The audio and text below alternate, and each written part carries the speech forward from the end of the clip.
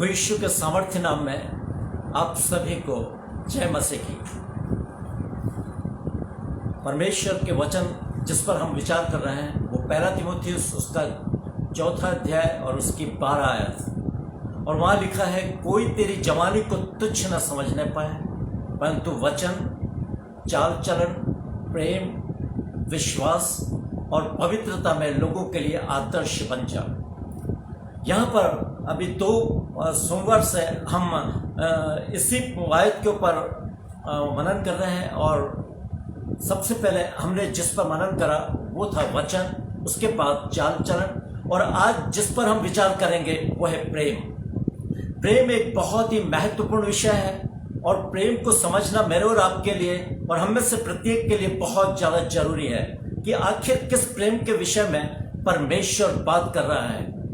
सांसारिक प्रेम बिल्कुल नहीं है। सांसारिक प्रेम में छल, कपट, धोखा और तमाम तरह की वो गलत स्वार्थ और ये बातें रहती है जिसको परमेश्वर बिल्कुल पसंद नहीं करता। सांसारिक प्रेम बिल्कुल भी परमेश्वर के योग्य नहीं है, परंतु जिस हम प्रेम पर हम विचार करेंगे और जो प्रेम परमेश्वर मेरे और आपके जीवन में देखना चाहता है वो है ईश्वरीय प्रेम, अर्थात वो प्रेम जो परमेश्वर ने मानव जाति से किया है। जैसे कि वचन के अंदर लिखा है, परमेश्वर ने जगत से ऐसा प्रेम किया कि उसने अपना एकलौता पुत्र दे दिया, ताकि जो कोई उस पर विश्वास करे वो नाश ना हो परंतु अनंत जीवन पाए। यहाँ पर हम इस बात को देखते हैं कि परमेश्वर का प्रेम निस्वार्थ है। परमेश्वर का प्रेम में कोई पक्षपात नहीं। परमेश्वर उन पूरी मानव जाति से, चाहे वो धनी हो या निर्धन या गरीब हो या अमीर या पढ़ा लिखा हो या अनपढ़, हर एक से परमेश्वर प्रेम करता है, चाहे धर्मी हो या अधर्मी। परमेश्वर ने किसी को भी नहीं छोड़ा। परमेश्वर हर एक व्यक्ति से आज भी उतना ही प्रेम करता है जितना प्रेम वो इस वचन को लिखते समय उसने किया था। यहाँ पर हम देखते हैं कि परमेश्वर का वचन में परमेश्वर यूहन्ना रचित सुसमाचार और उसका 13 अध्याय और उसकी 34 और 35 आयत में प्रभु यीशु मसीह अपने चेलों से कह रहा है, न केवल चेलों से बल्कि आज हम में से प्रत्येक से जो उसकी आवाज को सुनते हैं उनसे कहता है, देखो मैं तुम्हें एक नई आज्ञा देता हूं कि आपस में एक दूसरे से प्रेम रखो।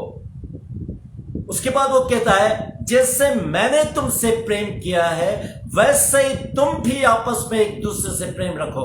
और यदि तुम आपस में एक दूसरे से प्रेम रखोगे तो इसी से लोग जानेंगे कि तुम मेरे चेले हो। यहां पर हम देखते हैं प्रभु यीशु मसीह आपस में एक दूसरे से प्रेम रखने के लिए बोल रहा है, परंतु उसके बाद फिर वो ये कहता है, जैसे मैंने तुमसे प्रेम किया है वैसे ही तुम भी आपस में एक दूसरे से प्रेम रखो। यहां पर हम देखेंगे कि प्रभु यीशु मसीह ने वो कौन सा प्रेम है जो संपूर्ण मानव जाति के ऊपर उंडेला है, और परमेश्वर उसी प्रेम को मेरे और आपके जीवन में देखना चाहता है। वो सांसारिक प्रेम को हमारे जीवन में कतई देखना पसंद नहीं करता, क्योंकि सांसारिक प्रेम छल और कपट और तमाम धोखा और तमाम बुराइयों से भरा हुआ है। और सांसारिक प्रेम पर विश्वास कभी नहीं किया जा सकता, न किसी मनुष्य के प्रेम पर विश्वास किया जा सकता है, क्योंकि मनुष्य यदि प्रेम से कुछ कहेगा तो दूसरे दिन ही वो अपनी इस बात से पलट सकता है। परंतु परमेश्वर जो न कभी पलटता है और न कभी कुछ धोखा देता है, वो कहता है, आकाश और पृथ्वी टल जाएंगे परंतु मेरी बातें कभी नहीं टलेंगी। यहां पर हम प्रभु यीशु मसीह के उस प्रेम को देखेंगे जो एक ईश्वरीय प्रेम है, जिसके द्वारा उसने संपूर्ण मानव जाति से प्रेम किया। और इस प्रेम को हम रोमियो और उसका 5वां अध्याय और 6 और 9 के अंदर हम देखते हैं, क्योंकि जब हम निर्बल ही थे तब भी मसीह भक्तिहीनों के लिए मरा। किसी धर्मी व्यक्ति के लिए कोई मरे ये तो बहुत ही दुर्लभ है, परंतु क्या जाने कोई भले व्यक्ति के लिए मरने का हियाव करे। परंतु परमेश्वर अपने प्रेम की भलाई हम पर इस रीति से प्रकट करता है कि जब हम पापी ही थे तब मसीह हमारे लिए मरा। ये संपूर्ण मानव जाति के लिए परमेश्वर का एक निस्वार्थ प्रेम था, जिसने संपूर्ण मानव जाति के लिए अपने प्राणों को बलिदान कर दिया। परंतु आज अधिकांश मनुष्य का दुर्भाग्य है कि वो परमेश्वर के प्रेम को आज दिन तक समझ ही नहीं पाया है। आज बहुत जरूरी है कि हम परमेश्वर के उस प्रेम को समझें जो निस्वार्थ रूप से उसने किया। जिस पॉइंट पर हम विचार कर रहे हैं वो एक सच्चा बलिदान, जिसको हम प्रेम का दूसरा नाम दे सकते हैं। प्रेम के अंदर एक बलिदान छिपा हुआ है। बलिदान ही वो जड़ है जिसके ऊपर प्रेम रूपी मजबूत वृक्ष खड़ा होता है, क्योंकि बिना बलिदान के प्रेम में सच्चाई कभी नहीं आएगी।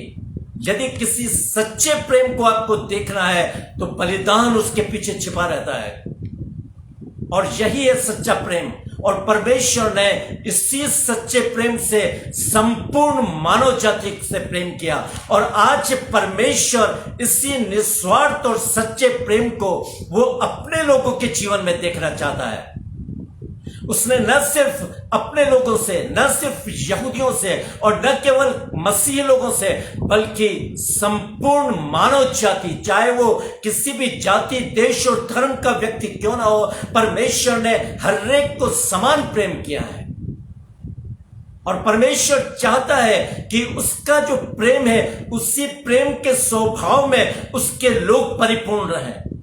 आज हम जो मसीह कहलाते हैं, हम क्या, हमारे अंदर परमेश्वर सांसारिक प्रेम को नहीं देखना चाहता, परंतु परमेश्वर अपने प्रेम को जो उसने मानव जाति से किया है, वैसे ही प्रेम को वो अपनी संतानों में देखना चाहता है। क्योंकि परमेश्वर के प्रेम के विषय में बाइबल इस चीज को बताती है कि कहा गया था कि अपने पड़ोसी से प्रेम रखो और अपने बैरियों से बैर। परंतु मैं तुमसे ये कहता हूं कि अपने पड़ोसी से, अपने बैरियों से प्रेम रखो और अपने सताने वालों के लिए प्रार्थना करो, ताकि तुम स्वर्गीय पिता की संतान ठहरो, क्योंकि वो भले और बुरे दोनों पर अपना सूर्य उदय करता है और अधर्मी और धर्मी दोनों पर मैल बरसाता है। यदि तुम अपने प्रेम रखने वालों से ही प्रेम रखो तो फिर तुम में और महसूल लेने वालों में क्या फर्क होगा?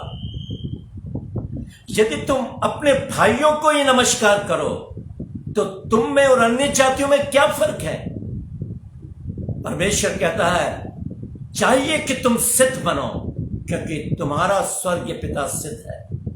हमें हर बात में परमेश्वर की तरह सिद्धता को प्राप्त करने के लिए परमेश्वर की निकटता में समय व्यतीत करने की आवश्यकता है। और यदि हम परमेश्वर की निकटता में समय व्यतीत नहीं करते तो आप बिल्कुल इस बात को जानिए कि आप परमेश्वरीय प्रेम से कभी भर नहीं सकते।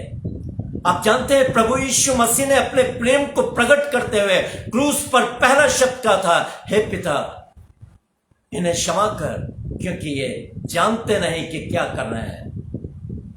ये वो प्रेम है जो उसने संपूर्ण मानव जाति के लिए किया, न केवल अपने प्यार रखने वालों के लिए बल्कि अपने सताने वालों के लिए भी वो परमेश्वर से प्रार्थना कर रहा है। उसने कभी धनी और निर्धन और अमीर और गरीब पर कभी भी पक्षपात नहीं किया और न कभी अधर्मी को उसने तुच्छ ठहराया। वो तो स्वयं कहता है मैं इसलिए आया कि तुम जीवन पाओ और बहुतायत से पाओ। मैं धर्मियों को नहीं परंतु पापियों को बचाने के लिए आया हूं। मैं खोए हुओं को ढूंढने और उनका उद्धार करने के लिए आया हूं। इसी निष्पक्ष प्रेम को परमेश्वर मेरे और आपके जीवन में देखना चाहता है। जब उसने बैरियों से प्रेम किया और अपने बैरियों के लिए वो प्रार्थना कर रहा है, तो क्या मैं और आप जो उसके भक्त कहलाते हैं, क्या मुझ में और आप में यह विशेषता वो देखना नहीं चाहता? निश्चित रूप से वो तमाम बातों को जो उसके अंदर थी वो मेरे और आपके जीवन में देखना चाहता है। कभी भी वो नहीं चाहता कि हम सांसारिक प्रेम में एक झूठ का नकाब ओढ़े रहें और लोगों को बेवकूफ बनाते रहें, परंतु परमेश्वर अपने प्रेम से परिपूर्ण आज वो मुझको और आपको देखना चाहता है। यदि परमेश्वर का प्रेम मेरे और आपके जीवन में नहीं है और हम अपने बैरियों से प्रेम नहीं कर पा रहे हैं, हमारे सताने वालों के साथ हम प्रेम नहीं कर पा रहे हैं, तो यह हमारे लिए बहुत बड़ा खतरा साबित होगा। क्योंकि परमेश्वर अपने राज्य में केवल उन्हीं लोगों को जगह देगा जो परमेश्वर के स्वभाव में परिवर्तित हुए हैं, और परमेश्वर के स्वभाव में परिवर्तित होना कोई आसान बात नहीं है। निश्चित रूप से यह कठिन है, परंतु परमेश्वर की संगति हमें परमेश्वर के स्वभाव में परिवर्तित करती है। इसलिए परमेश्वर ने कहा था, प्रभु यीशु मसीह के विषय में लिखा है, जैसा प्रभु यीशु मसीह का स्वभाव था वैसा ही तुम्हारा भी स्वभाव हो। यहां पर परमेश्वर या प्रभु यीशु मसीह कोई हमसे रिक्वेस्ट नहीं कर रहा है, हमसे निवेदन नहीं कर रहा है कि हमारा स्वभाव भी उसके स्वभाव के समान हो तो अच्छा रहेगा। वो कमांड कर रहा है, वो आज्ञा दे रहा है, जैसा मसीह यीशु का स्वभाव था वैसा ही तुम्हारा भी स्वभाव हो। हमें अपने स्वभाव को बदलने की जरूरत है। यदि मैं और आप उसके राज्य में प्रवेश करना चाहते हैं तो बहुत आवश्यक है कि हम उसके स्वभाव में परिवर्तित हों, और यह तभी संभव है जब हम उसके साथ संगति करना सीख जाएं। क्योंकि वचन में लिखा है, सावधान रहो क्योंकि बुरी संगति अच्छे चरित्र को बिगाड़ देती है, परंतु परमेश्वर के साथ संगति बुरे चरित्र को सुधार सकती है। हमारा चरित्र चाहे कितना भी बुरा क्यों ना हो, यदि हम परमेश्वर के चरणों में एक समर्पणता का जीवन व्यतीत करेंगे तो हमारा जीवन बदलता चला जाएगा, हमारी आदतें बदलती चली जाएगी, हमारा क्रोधी स्वभाव समाप्त हो जाएगा, हमारे तमाम वो बुरे कार्य अपने आप हमसे दूर होते चले जाएंगे, और प्रभु का स्वभाव मेरे और आपके जीवन में आता जाएगा, क्योंकि हम प्रभु के साथ संगति करते हैं। इसलिए बहुत आवश्यक है कि हमें प्रभु के उस प्रेम को अपने जीवन में दर्शाने की आवश्यकता है। इसीलिए तो प्रभु यीशु मसीह ने कहा था, तुम्हारा उजियाला लोगों के सामने चमके ताकि तुम्हारे भले कामों को देखकर लोग तुम्हारे पिता की जो स्वर्ग में है प्रशंसा करें। हमारे भले काम हमसे कब बन पड़ेंगे? तब भले काम बन पड़ेंगे जब हम परमेश्वर के साथ संगति करना सीख जाएंगे, क्योंकि ना तो बल से और ना शक्ति से, परंतु परमेश्वर के आत्मा के द्वारा ही ये सारी बातें संभव है। हम अपनी बुद्धि और ज्ञान से परमेश्वर के योग्य कभी नहीं बन पाएंगे, परंतु जब हम अपने परमेश्वर के साथ उसके साथ संगति करने के लिए अपना समय व्यतीत करेंगे, ऑटोमेटिकली परमेश्वर का स्वभाव हमारे जीवन में आता चला जाएगा।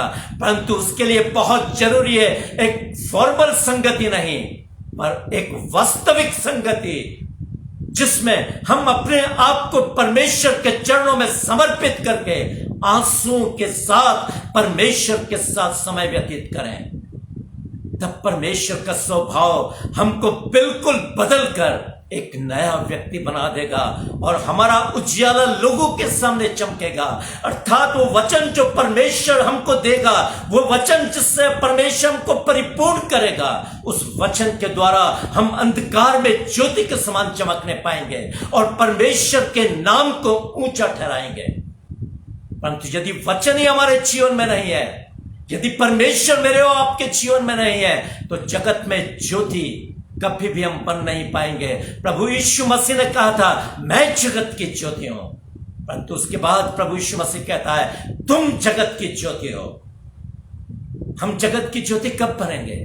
तब जब परमेश्वर के चरणों में हम बैठना सीख जाएंगे और परमेश्वर के वचन से यदि हम भर जाएंगे, हम परमेश्वर के लिए एक ज्योति के समान बन जाएंगे और इस अंधकार में ज्योति के समान चमकेंगे, क्योंकि हमारे मुंह से निकलने वाला वचन अंधकार में पड़े लोगों को ज्योति प्रदान करेगा और वो भले और बुरे के ज्ञान को समझ पाएंगे गलत और अनर्थ को वो समझ पाएंगे, वो तभी होगा जब हम परमेश्वर के साथ ज्योति में चलते हुए अपने आप को उसकी ज्योति में परिवर्तित करेंगे। तब परमेश्वर एक ज्योति के समान हमको इस्तेमाल करना शुरू करेगा। उसके बाद देखते हैं दूसरा पॉइंट, जो परमेश्वर जो इस वचन के द्वारा जो परमेश्वर मेरे और आपके जीवन में देखना चाहता है, वो है परमेश्वर प्रेम को परमेश्वर ने सर्वोपरि ठहराया है। परमेश्वर ने प्रेम को सबसे ऊंचा स्थान दिया है। यह सच है कि बाइबल में लिखा है, विश्वास बिना परमेश्वर को प्रसन्न करना अनहोना है, क्योंकि परमेश्वर के पास आने वाले को विश्वास करना होगा कि वो है और अपने मांगने वाले को प्रतिफल देता है। बिल्कुल सही है। इब्रानियों 12 अध्याय के अंदर यह आयत लिखी हुई है, परंतु उसके बाद यह आयत भी लिखी हुई है। यदि 1 कुरिन्थियों उसका 13 अध्याय है, उसके आखिर में आप जाओगे तो लिखा है, विश्वास, आशा और प्रेम, ये तीनों स्थायी हैं, परंतु इनमें सबसे बड़ा प्रेम है। विश्वास, आशा और प्रेम, परमेश्वर का वचन कह रहा है ये तीनों स्थायी हैं, परंतु इनमें सबसे बड़ा प्रेम है। विश्वास से भी बड़ा यहां प्रेम को बताया गया है, क्योंकि प्रेम प्रभु यीशु मसीह परमेश्वर का स्वभाव है, जिसको कहा जाता है गॉड इज लव। परमेश्वर प्रेम है। क्यों? क्योंकि परमेश्वर की विशेषता है प्रेम। प्रेम के अलावा उसमें और कोई चीज वास नहीं करती, और उसके प्रेम से ही आज हम जीवितों की जमीन में जीवित पाए जाते हैं, क्योंकि उसके प्रेम के द्वारा ही हम अनुग्रह पर अनुग्रह प्राप्त करते हैं, करुणा पर करुणा वो हम पर उंडेलता है, और यही कारण है कि आज हम जीवित हैं। वचन में लिखा है ना, हम मिट नहीं गए, ये यहोवा की महाकरुणा का फल है, क्योंकि उसकी दया अमर है। आज यदि हम जीवित हैं तो वो परमेश्वर का प्रेम है। हमें कुछ भी नहीं, हमें कोई अच्छाई वास नहीं करती, उसके बावजूद भी परमेश्वर ने मुझको और आपको जीवित रखा। कोरोना से परमेश्वर ने मुझको और आपको बचा के रखा। क्या इसलिए कि हमारे धर्म के कार्य ये पड़े थे? नहीं नहीं नहीं नहीं, सिर्फ इसलिए कि वो हम पर दया करके हमको अपना बनाना चाहता है।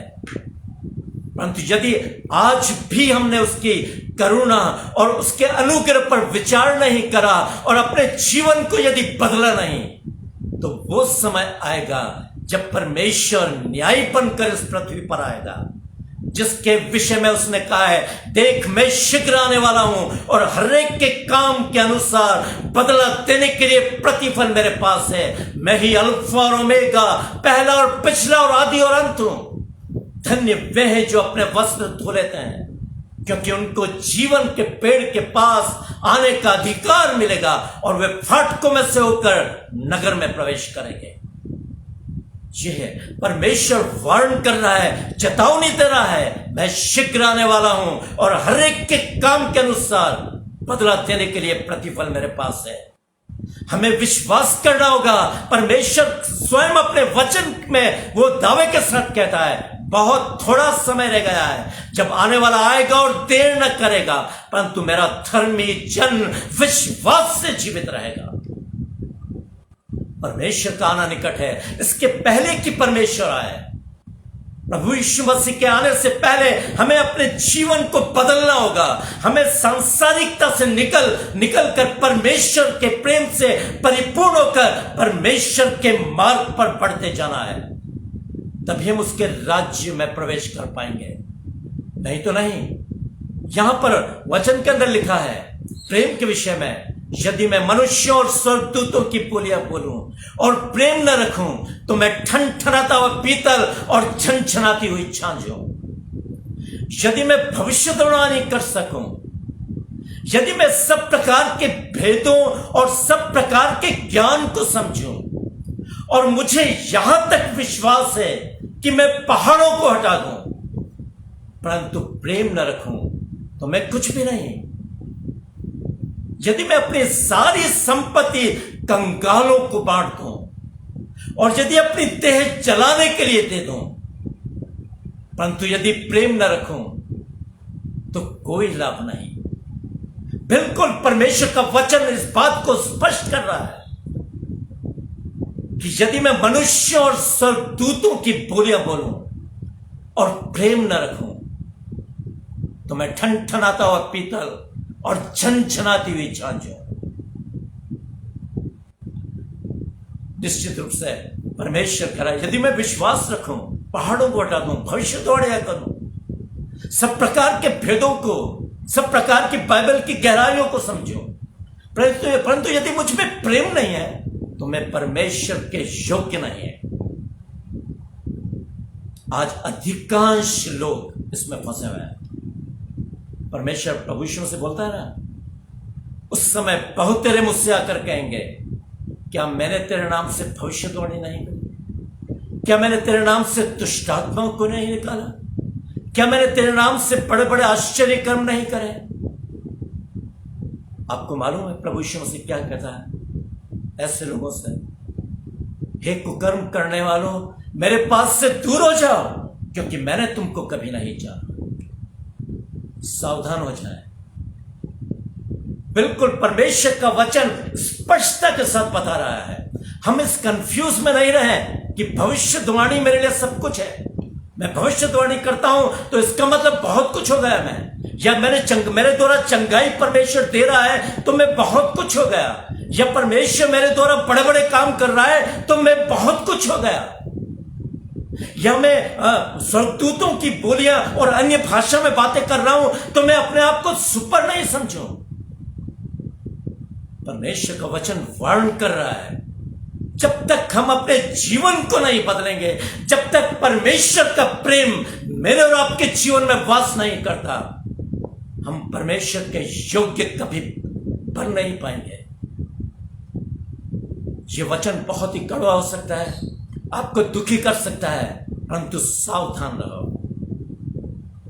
हमें इसी वचन के अनुसार आगे बढ़ना है। परमेश्वर की चेतावनी को मुझे और आपको अपने सामने रखकर परमेश्वर की सेवा को बहुत ही निस्वार्थ रूप से और बहुत ही नम्रता के साथ परमेश्वर के अधीन होते हुए करने की जरूरत है। यदि हम अपने आप को हाईलाइट करना चाहेंगे ना, तो आपका जीवन बहुत भारी खतरे में है। कभी भी अपने आप को हाईलाइट मत करिए, कभी अपने आप को बड़ा बनाने की कोशिश मत करिए, क्योंकि परमेश्वर निश्चित रूप से अपना कार्य करना चाहता है मेरे और आपके जीवन से, परंतु शर्त यह है कि हम बहुत ही नम्रता और दीनता से परमेश्वर के अधीनता में होकर निस्वार्थ रूप से परमेश्वर की सेवा करें। सेवकों के लिए बहुत ज्यादा एक परीक्षा की घड़ी उस समय होती है, सेवक लोग लालच में पड़ जाते हैं, जहां धन मिलता है ना वहीं चले जाते हैं, वहां पर बार बार वहीं पर जाकर विजिट करना, वहीं पर जाकर उनको वचन, ये जो स्वार्थ भरे कार्य हैं, एक दिन वो सारे कार्य जल जाएंगे। वचन में लिखा है ना कुरिन्थियों में, ये सारे कार्य जल जाएंगे जिन्होंने स्वार्थ से और परमेश्वर को अपनी कमाई का एक जरिया बना रखा है। हम इन बातों से सावधान रहें। मैं ये नहीं कहता कि पैसा जरूरी नहीं है। यदि आपको कोई देता है अपनी स्वेच्छा से, तो हमें उससे स्वीकार करना है और उसके लिए प्रार्थना करना है, परंतु कभी इस धुन में मत रहो कि पैसे के लिए आप लालसा रखो। उसके बाद जो तीसरा पॉइंट है वो मैं आपको बताना चाहता हूं, परंतु इसके पहले मैं आपको यह बताना चाहता हूं कि प्रभु यीशु मसीह ने जो सबसे बड़ी आज्ञा दी वो ये थी कि तू प्रभु अपने परमेश्वर से अपने सारे मन, अपने सारे प्राण, अपनी सारी बुद्धि और अपनी सारी शक्ति से प्रेम कर, क्योंकि इससे बढ़कर कोई और आज्ञा नहीं। आप जानते हैं क्यों? क्योंकि इसमें सारी आज्ञाएं पूरी होती है। जब हम इस आज्ञा पर फॉलो करते हैं, जब हम आज्ञा के अधीनता में आगे बढ़ते हैं, हम परमेश्वर के योग्य परिवर्तित होते जाते हैं। इसलिए प्रभु यीशु मसीह ने इस आज्ञा को महत्वपूर्ण ठहराया है। और आज ये आज्ञा मेरे और आपका प्राथमिकता होनी चाहिए ताकि हम इस आज्ञाकारिता में आगे बढ़े। उसके बाद हम देखते हैं कि परमेश्वर का प्रेम हमें क्रोध और धीरजवंत जीवन प्रदान करता है, या यूं कह लीजिए सच्चा प्रेम एक बलिदान है जो सब कुछ सह लेता है। सच्चा प्रेम एक बलिदान है जो सब कुछ सह लेता है। ये परमेश्वर खुद प्रभु यीशु मसीह ने अपने जीवन के द्वारा प्रकट किया है। उसने अपने आप को बलिदान कर दिया संपूर्ण मानव जाति के लिए, न केवल मसीहों के लिए, न केवल यहूदियों के लिए, बल्कि संपूर्ण मानव जाति के लिए वो बलिदान हो गया।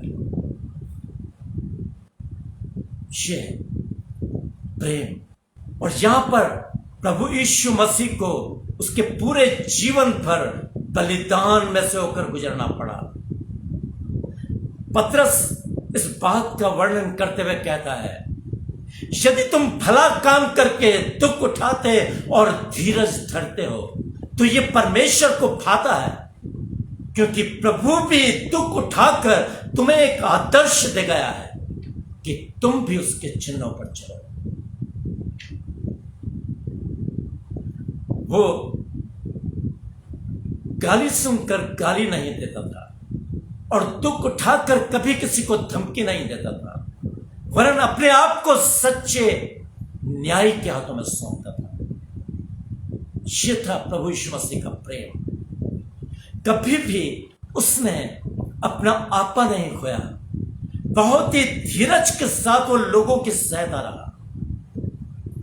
अब जानते हैं उसके अंतिम समय में जब वो सताया जा रहा था, उसके विषय में बाइबल इस चीज को बताती है, और यशायाह की पुस्तक उसका 53वां अध्याय उसकी सहनशीलता का एक सबसे बड़ा उदाहरण है। वहां पर वचन में लिखा है, ना तो उसने पाप किया और न उसके मुंह से कोई छल की बात निकली। निश्चित रूप से यह आयत पतरस में पाई जाती है, परंतु यशायाह 53 को यदि हम आप देखेंगे तो वहां पर बिल्कुल स्पष्टता के साथ इस बात को बताया है। न तो यहां पर लिखा है कि उसकी ना तो कोई सुंदरता थी कि हम उसको देखते, और न ही उसका रूप हमें ऐसा दिखाई पड़ा कि हम उसको चाहते। वो तुच्छ जाना चाहता और मनुष्यों का त्यागा हुआ था। वो दुखी पुरुष था और रोग से उसकी जान पहचान थी। लोग उससे मुख फेर लेते थे। वो तुच्छ जाना गया और हमने उसका मूल्य न जाना। निश्चय उसने हमारे रोगों को सह लिया और हमारे ही दुखों को उठा लिया, तो भी हमने उसे परमेश्वर का मारा कूटा और दुर्दशा में पड़ा हुआ समझा। वो हमारे ही अपराधों के कारण घायल किया गया, हमारे अधर्मों के कामों के दुख कुचला गया। हमारी शांति के लिए उस पर ताड़ना पड़ी कि उसके कोड़े खाने से हम चंगे हो जाएं।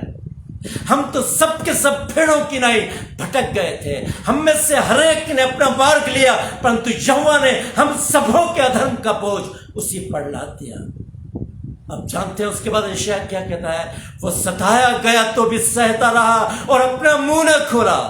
जिस प्रकार भेड़ बध होने के समय और भेड़ी ऊन कतरने के समय चुपचाप और शांत रहती है, वैसे ही उसने भी अपना मुंह न खोला। प्रभु यीशु मसीह ने सब कुछ मेरे और आपके लिए सह लिया। कोड़ों 39 कोड़ों की मार जिसके द्वारा उसकी पीठ छलनी छलनी हो गई थी, उसके मांस के लोथड़े बिखर गए थे। लोगों ने उसके चेहरे पर थूका, लोगों ने उसकी दाढ़ी को नोचा, लोगों ने उसको थप्पड़ और घूंसे मारे। उसके नाक और कान से लहू बह रहा था। लोगों की भीड़ की धूल उसके चेहरे पर और उसके बदन पर चिपक रही थी। लहू और धूल दोनों ने उसको पूरी तरह से बदसूरत बना दिया था। मक्खियां उसके ऊपर भिनभिना रही होंगी। ना तो उसकी कोई सुंदरता थी कि हम उसको देखते, और नहीं उसका रूप हमें ऐसा दिखाई पड़ा कि हम उसको चाहते। वो तुच्छ जाना जाता और मनुष्यों का त्यागा हुआ था। ये है परमेश्वर का वो निस्वार्थ प्रेम जो उसने मेरे लिए और आपके लिए दिया है। क्या जिस निस्वार्थ प्रेम को हमने पाकर हमने परमेश्वर के संतान होने का हक प्राप्त किया है, क्या वो हमारे जीवन में इस प्रेम को देखना नहीं चाहता? निश्चित रूप से वो चाहता है कि मेरे संतान मेरे इस प्रेम में आगे बढ़े, ताकि हम भी अपने दुश्मनों को क्षमा कर सकें। दुश्मनों को क्षमा करना बहुत भारी बात है, बहुत कठिन बात है, परंतु इन कठिनाइयों में से होकर ही हमें गुजरना होगा और इन कठिनाइयों को ही अपना दोस्त बनाकर हमें अपने दुश्मनों को क्षमा करने की आदत डालनी होगी। यदि दुश्मनों को हमने क्षमा नहीं करा तो हम परमेश्वर के राज्य में कैसे प्रवेश करने पाएंगे? उसने तो प्रभु की प्रार्थना में भी यह कहा है, जिस तरह हमने अपने अपराधियों को क्षमा किया है, तू भी हमारे अपराधों को क्षमा कर। हमें अपने अपराधों को क्षमा कर, अपराधियों को क्षमा करना है। और उसके बाद फिर लिखा है, यदि तुम मनुष्यों के अपराध क्षमा करो तो तुम्हारे भी अपराध क्षमा किए जाएंगे, और यदि तुम मनुष्यों के अपराधों को क्षमा न करो तो तुम्हारे भी अपराध क्षमा नहीं किए जाएंगे। ये कोई मेरे बनाए हुए डायलॉग नहीं, परंतु ये परमेश्वर का वचन है। आज जरूरत इस बात की है कि हमें अपने अपराधियों को क्षमा करने की आदत डालनी होगी। हमें अपने बैरियों से प्रेम रखने और सताने वालों के लिए प्रार्थना करने की आदत हमें डालनी है, तभी हम परमेश्वर के योग्य बनेंगे। मैं आपको एक दृष्टांत बताना चाहता हूं। एक मां थी जिसका 6 वर्ष का बच्चा था और वो स्कूल गया, और स्कूल से जब वो आया, मां किचन में थी, और जब उसने अपने बेटे को देखा, वो आकर अपने चेयर पर बैठ गया और बहुत ही उदास दिखाई दे रहा था। यद्यपि हमेशा वो बहुत ही उछलता कूदता अपनी मां से आकर लिपट जाता था, परंतु आज वो अपनी मां से नहीं लिपटा। वो उदास अपनी कुर्सी के चेयर के ऊपर बैठ गया। मां उसके पास आई और उससे पूछा, बेटा क्या हुआ, तो आज इतना उदास क्यों है? तो वो बेटा बहुत ही गुस्से में अपनी मां को बोला, मां तू मेरे दोस्त बॉब की मां की तरह खूबसूरत क्यों नहीं है? मां की आंखों में से आंसू निकलने लगे, जबकि उसका बेटा उसके हृदय का टुकड़ा था और वो अपने बेटे को अपने जान से ज्यादा प्यार करती थी।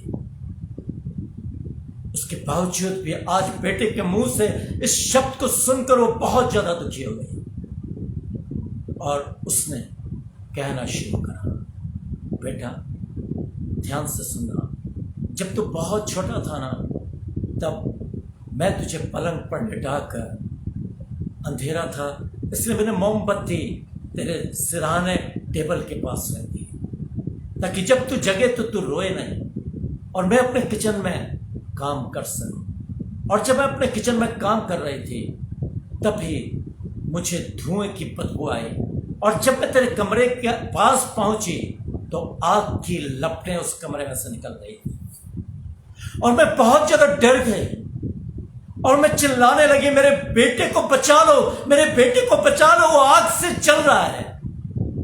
परंतु मेरी आवाज किसी तक नहीं पहुंची, कोई तुझे बचाने वहां नहीं आया। और तभी तेरे चिल्लाने की और तेरे रोने की आवाज मुझे सुनाई थी, जिसके कारण मैं बहुत ज्यादा विचलित हो गई और मैं उस आग की लपटों से भरे हुए कमरे में घुस गई और मैंने तुझको उठाकर अपनी छाती से चिपका लिया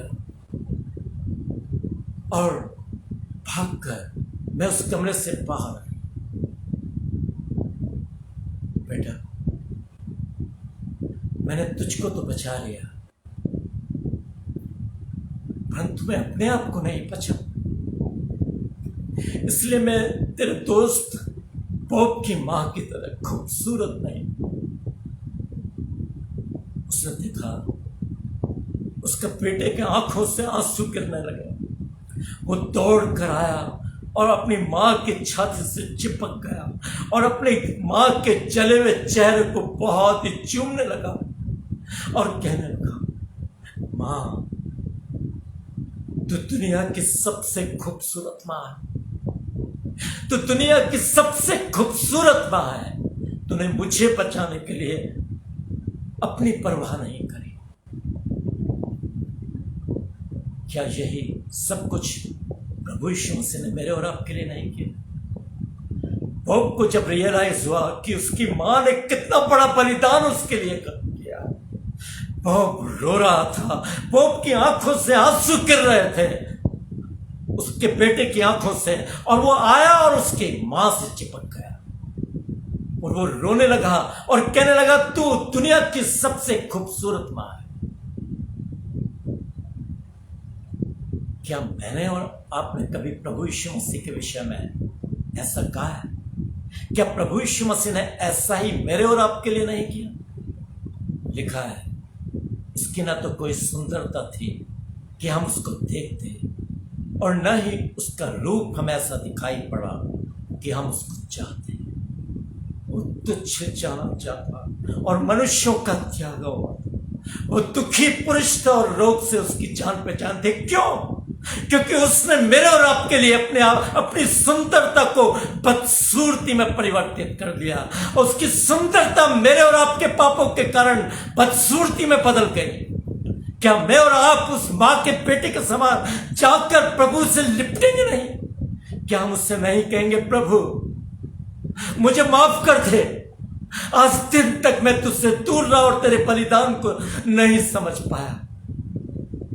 तू मेरे लिए बदसूरत बन गया, तूने मेरे लिए अपनी खूबसूरती को त्याग दिया, तूने अपनी देह तुड़वाने के लिए मेरे पापों के लिए दे दी। मेरे पापों की कालिख से तेरे चेहरे को बदसूरत बना दिया गया, परंतु मैं आज दिन तक समझ नहीं पाया प्रभु। परंतु आज मैं तेरे चरणों में आता हूं, मुझको क्षमा कर प्रभु। आज वो समय है जब हम प्रभु यीशु के चरणों में अपने आंसुओं को बहाएं और कहे, प्रभु मुझको क्षमा कर, मैं तेरा विश्वास योग्य बेटा बनकर जीना चाहता हूं, तेरी विश्वास योग्य बेटी बनकर जीना चाहता हूं। परमेश्वर मेरे और आपके जीवन से एक पश्चाताप को देखना चाहता है। आज वो एक टूटे हुए मन को मेरे और आपके अंदर देखना चाहता है। जिस प्रकार उस मां के बेटे ने अपने आप को तोड़कर मां से वो लिपट गया, वैसे ही परमेश्वर मेरे और आपके जीवन में हमारे हृदय को टूटते हुए देखना चाहता है, हमारे आंखों से बहते हुए आंसुओं को देखना चाहता है। इसलिए परमेश्वर का वचन कहता है, टूटा मन परमेश्वर के योग्य बलिदान है। हे परमेश्वर, तू टूटे और पिसे हुए मन को तुच्छ नहीं जानता। वचन में लिखा, यहोवा टूटे मन वालों के समीप रहता और पिसे हुओं का उद्धार करता है। परमेश्वर इस जीवित और सामर्थ्य वचन के द्वारा आप सभी से बातचीत करें और सभी को अपने स्वरूप में परिवर्तित करके अपना बेटा और बेटी बनाकर इस दुनिया में रखें, ताकि तुम्हारा उजियाला लोगों के सामने चमके, ताकि तुम्हारे भले कामों को देखकर लोग तुम्हारे पिता की जो स्वर्ग में है प्रशंसा करें। परमेश्वर आप सभी को बहुतायत की आशीषों से परिपूर्ण करे। आमीन। आइए हम प्रार्थना करें। हमारे जीवित और सामर्थ्य परमेश्वर, आज हम में से प्रत्येक को तोड़ दीजिए पिता। हमको एक टूटा मन दीजिए पिता परमेश्वर, ताकि हम तेरी इच्छा के अनुसार बन सके। बहुत हो गया अहंकार, घमंड और झूठ, फरेब, इन सारी बातों को दूर कर दीजिए पिता, और हमको अपने प्रेम से परिपूर्ण करके अपना योग्य बेटा और बेटी बनाकर इस दुनिया में रखिए, ताकि जब आप आए तो हम आपके साथ बादलों पर उठा लिए जाए, ताकि हवा में हम अपने प्रभु से मिल सकें। हालेलुया। हमको बदलिए प्यारा परमेश्वर, हमारे जीवन को बदल दीजिए पिता। हमें केवल आप चाहिए पिता परमेश्वर, क्योंकि आप हैं तो हम हैं पिता परमेश्वर। यदि आप हमारे जीवन में नहीं हैं तो हमारा जीवन में चाहे पूरी दुनिया के लोग और दुनिया की संपत्ति हो, हमें कंगाल और भिखारी से बढ़कर और कुछ नहीं। इसलिए प्रभु आप मुझे चाहिए, आप हमें से प्रत्येक को चाहिए, ताकि हम आपकी संतान बनकर जी सकें। आपने हमारी प्रार्थना और विनती को सुना है, इसके लिए धन्यवाद करते हैं। ईश्वर के सामर्थ्य नाम में ऊपर इस प्रार्थना को मानते हैं। आमीन। मैं गॉड ब्लेस यू। परमेश्वर आपको बहुतायत की आशीषों से परिपूर्ण करे।